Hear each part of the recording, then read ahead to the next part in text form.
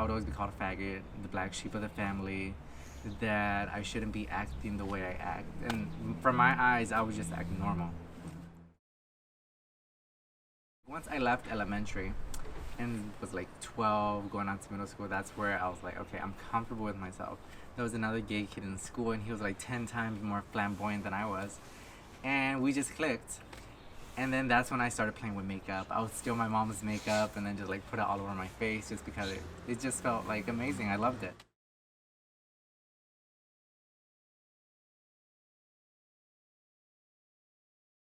Growing up, I was always very feminine. I loved playing with Barbies. I wanted to just be the Barbies essentially. I was always taught, oh, you're a boy, you're gay, that's it.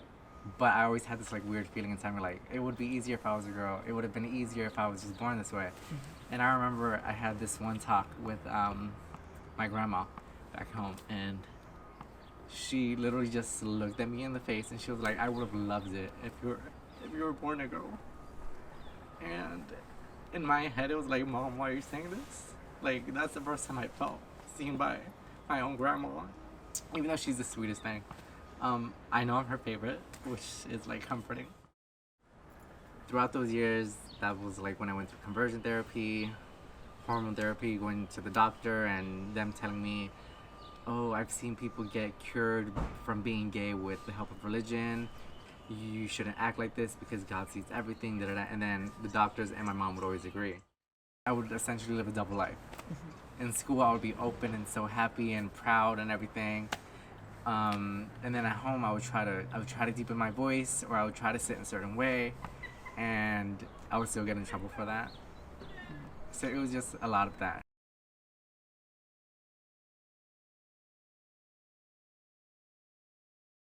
And it got to the point where it was more of like, as soon as I would take off everything, I didn't like what I was seeing anymore. And it just started to make more sense that, I was just meant to transition, in other words. And that's when the bigger issues happen. I told, everybody, I'm like, I'm trans.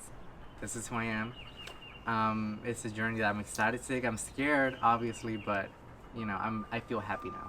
And then, of course, a bunch of support from friends, family from Bolivia. They were like, we're so happy for you. We still love you. I was shocked. I was shocked. I wasn't expecting my mom's friends to hit me up as well and say, oh my gosh, we're so proud of you, this and that.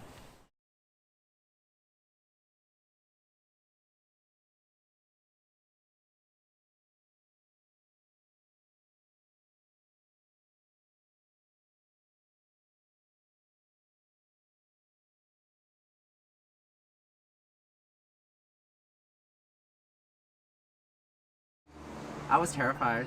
I was scared because I was never homeless in my life. So, and I grew up in like a little affluent area, so it's like, okay, so this compared to that, to me, it was just scary.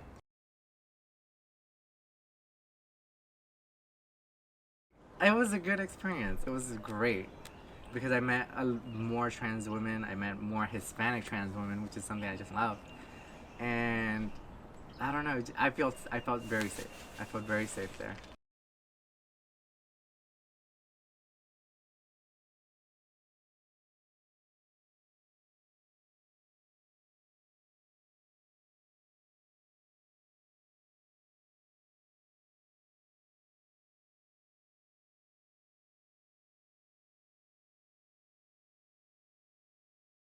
I'm happy.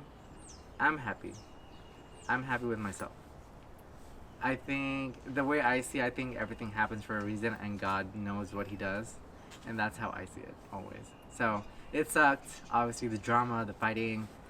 It was a lot. It was a lot to deal with. I'm still dealing with it, but I'm happy. My transition is the best thing that I've ever done.